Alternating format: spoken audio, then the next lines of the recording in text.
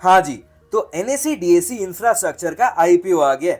Company करती क्या है, कंपनी के फाइनेंशियल्स कैसे, कंपनी किस वैल्यूएशन पे ये IPO लेकर आ रही है, अभी करंटली इसका ग्रे मार्केट प्रीमियम क्या चल रहा है और क्या इस IPO में अप्लाई करना चाहिए, आओ जानते हैं। तो सबसे पहले इस IPO की टाइमलाइन पर एक नजर मार लेते हैं। तो जैसा कि आप देख पा रहे हो, ये IPO 17 दिसंबर यानी कि ट्यूसडे को ओपन होने वाला है और 19 दिसंबर यानी कि थर्सडे को बंद हो जाएगा। इसका अलॉटमेंट दिसंबर 28 यानी कि फ्राइडे को अनाउंस हो जाएगा और जिन्हें भी अलॉटमेंट नहीं मिला उन्हें उनका रिफंड 23 दिसंबर यानी कि मंडे तक वापस मिल जाएगा। और फाइनली 24 दिसंबर यानी कि ट्यूसडे को यह IPO इंडियन स्टॉक मार्केट में लिस्ट हो जाएगा। यहाँ एक शेयर का face value 10 rupees per share का होने वाला है और प्राइस बैंड 33 रुपीज से लेकर 35 पर शेयर का होगा, यानी कि आपका cut off price 35 rupees per share का हुआ। एक लॉट में 4000 शेयर होंगे। टोटल इशू साइज 10 करोड़ का है और पूरा का पूरा ही फ्रेश इशू है, जो कि इस IPO के लिए एक पॉजिटिव बात हो जाती है। अब क्योंकि एक SME IPO है तो ये BSE के SME प्लेटफॉर्म में लिस्ट होगा। रिजर्वेशन की अगर बात करूं तो मेरे और आपके जैसे रिटेल इन्वेस्टर्स के लिए ऑलमोस्ट 35% का कोटा रिजर्व्ड है, HNI कैटेगरी वालों के लिए 15% का कोटा रिजर्व्ड है और QIB के लिए बाकी का 50% का कोटा रिजर्व्ड है। अगर आप रिटेल कैटेगरी में अप्लाई करोगे तो एक लॉट जिसमें 4000 शेयर्स है उसका टोटल अमाउंट 1,40,000 का होगा और अगर आप HNI कैटेगरी में अप्लाई करोगे तो आपको मिनिमम 2 लॉट के लिए अप्लाई करना पड़ेगा जिसका टोटल वैल्यू 2,80,000 का हो जाता है। प्रमोटर होल्डिंग की अगर बात करूं तो प्रमोटर्स के पास इस IPO के पहले ऑलमोस्ट 96% का स्टेक था, जो कि IPO के बाद अराउंड 67% का हो जाएगा। तो चलो अब ये देख लेते हैं कि कंपनी आखिर करती क्या है। तो जैसा कि आप नाम पर करी गेस कर चुके होंगे, ये कंपनी ना एक कंस्ट्रक्शन कंपनी है जो कि mainly multi storey buildings, residential और कमर्शियल प्रॉपर्टीज के कंस्ट्रक्शन में स्पेशलाइज करती है। और अच्छी बात यह है कि ये कंपनी ना ISO सर्टिफाइड भी है और अभी तक ये कंपनी 45 प्रोजेक्ट्स कंप्लीट कर चुका है।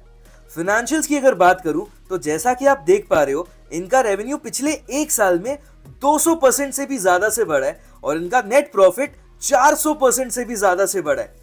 इनकी एसेट्स एज एट 31 मार्च 2022 9 करोड़ की थी, जो कि 31 अक्टूबर 2024 को 30 करोड़ की हो गई है।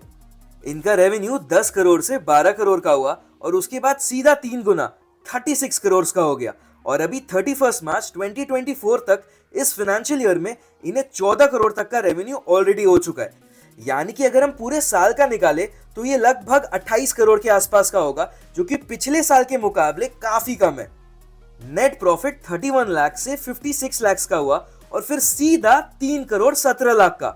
और इस फाइनेंशियल ईयर में 31 अक्टूबर तक इन्हें 1.5 करोड़ का प्रॉफिट ऑलरेडी हो चुका है।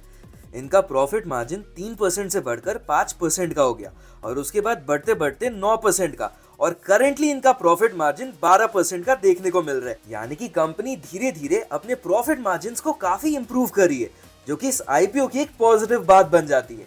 कंपनी की रिजर्व एज एट 31 अक्टूबर 2024 लगभग 6 करोड़ की है और उसके अगेंस्ट बोरोइंग अभी 8 करोड़ की है। यानी कि रिजर्व्स के मुकाबले बोरोइंग्स थोड़ा ज्यादा है, बट कंसिडरिंग द फैक्ट कि ये कंस्ट्रक्शन कंपनी है और इसका overall debt to equity ratio 0.54 का निकल कर आ रहा है, तो इनका डेट एक एरिया ऑफ कंसर्न तो नहीं है। कंपनी का रिटर्न ऑन इक्विटी 35.57% का है और रिटर्न ऑन कैपिटल एम्प्लॉयड 25.88% का, जो कि काफी सही है। कंपनी 37 करोड़ के वैल्यूएशन पे लिस्ट होने जा रही है, यानी कि करीब करीब 14.28 की प्राइस अर्निंग रेशियो पे। अब अगर हम इसे इसके कॉम्पिटिटर्स के साथ कंपेयर करें, जैसे कि K2 इंफ्राजेन, सूरज एस्टेट डेवलपर्स और SRM कॉन्ट्रैक्टर्स, तो आप देखोगे कि अपने कॉम्पिटिटर्स के मुकाबले कंपनी काफी रीजनेबल वैल्यूएशन पे लिस्ट होने जा रही है। अब ये देख लेते हैं कि कंपनी इस पैसों से करने क्या वाली है। तो कंपनी इस 10 करोड़ रुपए को अपने वर्किंग कैपिटल यानी कि अपने डे टू डे एक्सपेंस को मीट करने के लिए और जनरल कॉर्पोरेट पर्पसेस जैसे कि इस IPO की इशू एक्सपेंस को कवर करने के लिए यूज करेगी।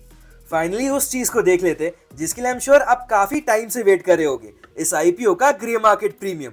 तो जैसा कि आप देख पा रहे हो, करंटली इस IPO का grey market premium as at 16 दिसंबर 94.29% का है। यानी कि अगर आप रिटेल कैटेगरी में अप्लाई करते हो और अगर आपको इस IPO का अलॉटमेंट मिल जाता है तो आपको लगभग 1,26,000 का प्रॉफिट हो सकता है। लेकिन याद रखना, ये बस एक्सपेक्टेड लिस्टिंग गेन है, क्योंकि ग्रे मार्केट प्रीमियम हमें बस एक अंदाजा देती है कि हमें लिस्टिंग डे पर कितने का लिस्टिंग गेन्स हो सकता है। अब एक्चुअल में आईपीओ इससे ज्यादा पर भी लिस्ट हो सकता है या इससे कम पे भी। हाँ, तो क्या इस आईपीओ में अप्लाई करना चाहिए?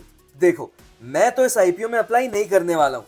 रीजन, सबसे पहला तो ये एसएमई आईपीओ है और एसएमई आईपीओ में आपका मेन बोर्ड आईपीओ के कंपैरिजन में रिस्क काफी ज्यादा होता है। रिस्क ये होता है कि अगर आपको अलॉटमेंट मिल भी गया तो भी हो सकता है कि आपको कोई बायर ही ना मिले और आप अपने शेयर्स बेच ही ना पाओ, यानी कि लिक्विडिटी रिस्क एसएमई आईपीओज में बहुत ज्यादा होती है। रीजन नंबर 2, ये एसएमई कैटेगरी के आईपीओ तो है ही, बट ये एक बहुत ही ज्यादा छोटी कंपनी है और इसके कारण इसमें बहुत ज्यादा रिस्क इन्वॉल्व है। इसीलिए मैं तो इस आईपीओ से दूर ही रहूंगा। बट अगेन, ये कोई रेकमेंडेशन नहीं है कि इस आईपीओ में अप्लाई करना चाहिए या नहीं अप्लाई करना चाहिए। मैंने आपको इस आईपीओ से रिलेटेड सारी इंपॉर्टेंट जानकारी एकदम सिंपल लैंग्वेज में समझा दी है। अब ये आपकी कॉल है कि आपको इस आईपीओ में अप्लाई करना है या नहीं। वैसे अगर वीडियो अच्छा लगा तो लाइक करते जाना और ऐसी और वीडियोस के लिए चैनल को सब्सक्राइब कर लेना। बाय द वे, नेक्स्ट कौन से आईपीओ की रिव्यू वीडियो देखना चाहोगे? कमेंट सेक्शन में बताना।